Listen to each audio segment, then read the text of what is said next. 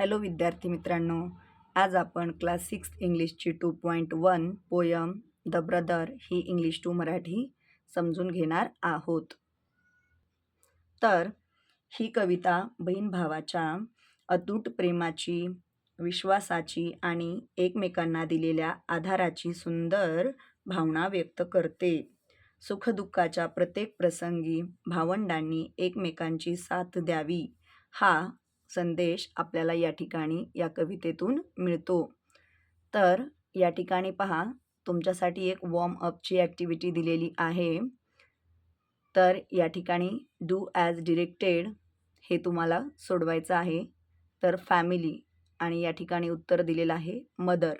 म्हणजेच आपल्या लक्षात येतं की या ठिकाणी फॅमिलीविषयी रिलेटेड वर्ड्स लिहायची आहेत. तर या ठिकाणी तुम्ही लिहू शकता फादर, ब्रदर, सिस्टर किंवा ग्रँडमदर, ग्रँडफादर, अंकल, आंट हे 3 शब्द कोणतेही या ठिकाणी लिहू शकतात. त्यानंतर आहे फ्रेंड. तर या ठिकाणी फ्रेंडचं रिलेटेड काय दिलेलं आहे? क्लेवर. म्हणजेच या ठिकाणी फ्रेंडच्या क्वालिटीज तुम्हाला लिहायच्या आहेत. क्लेवर म्हणजे हुशार. म्हणजे मित्र कसा आहे? तर मित्र हुशार आहे. त्यानंतर तुम्ही लिहू शकता ऑनेस्ट म्हणजे प्रामाणिक आहे. त्यानंतर काइंड लिहू शकता. काइंड म्हणजे दयाळू आहे. त्यानंतर लवली लिहू शकता. प्रेमळ आहे.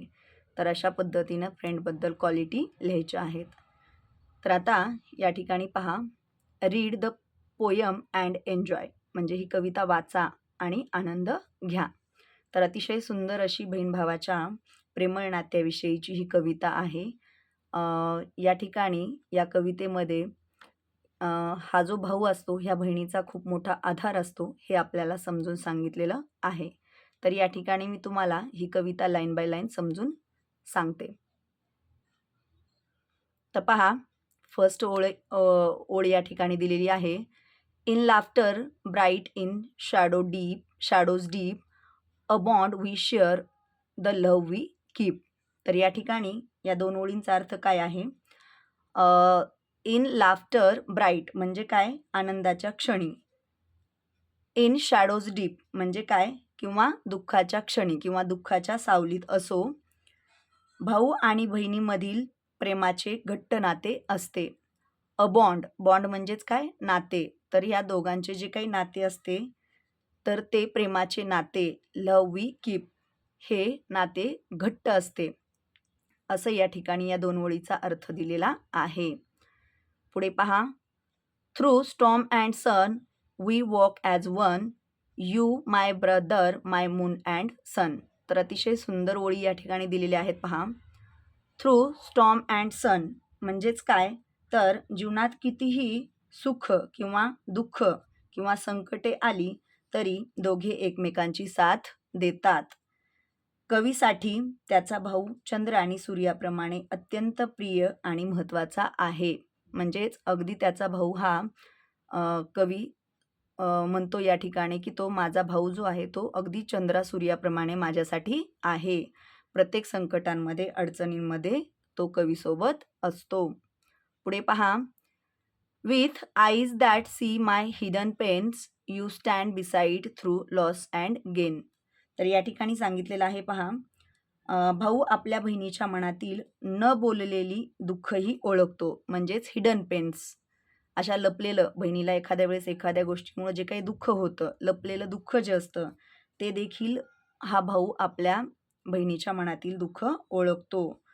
पुढे सांगितलेलं आहे, सुख असो किंवा दुःख किंवा लॉस किंवा गेन म्हणजेच फायदा असो किंवा नुकसान, तो नेहमी तिच्या पाठीशी उभा असतो.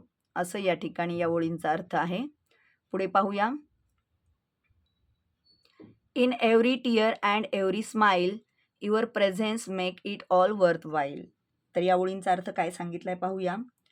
तर बहिणीच्या प्रत्येक अश्रूमध्ये आणि प्रत्येक हास्यामध्ये भावाची साथ असते.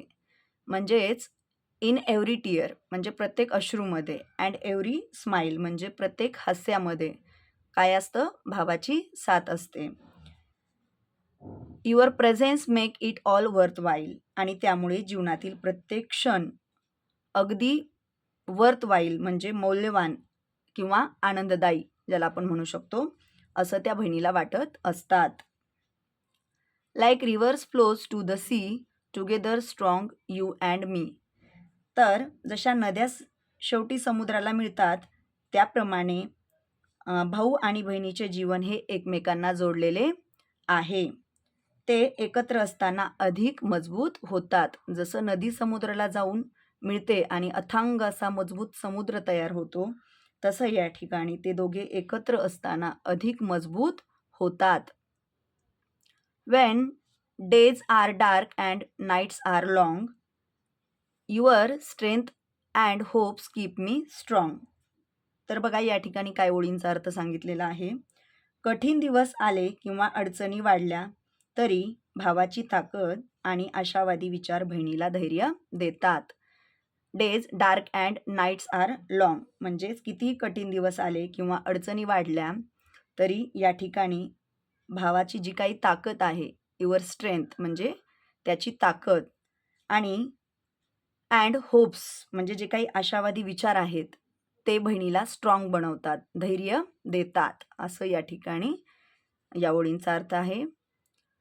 Through time and space no bonds can break a love so pure no force can break. तर या ठिकाणी पहा या दोन ओळींचा अर्थ काय सांगितलेला आहे. Through time and space no bond can break म्हणजे काय, तर काळ कितीही बदलला किंवा बहीण भावांमध्ये कितीही अंतर वाढले तरी त्यांच्या प्रेमाचे नाते कधीही तुटत नाही, असं या ठिकाणी सांगितलेलं आहे. त्यांचे प्रेम खरे, शुद्ध आणि मजबूत आहे. कोणतीही शक्ती हे प्रेमाचे नाते तोडू शकत नाही, असं हे बहीण भावांच्या नात्यातील असलेलं प्रेम या कवितेमध्ये कवींनी व्यक्त केलेलं आहे. जर तुम्हाला ही कविता मराठीमध्ये समजून सांगितलेली आवडली असेल तर आपल्या व्हिडिओला लाईक आणि चॅनलला सबस्क्राईब करायला विसरू नका. धन्यवाद.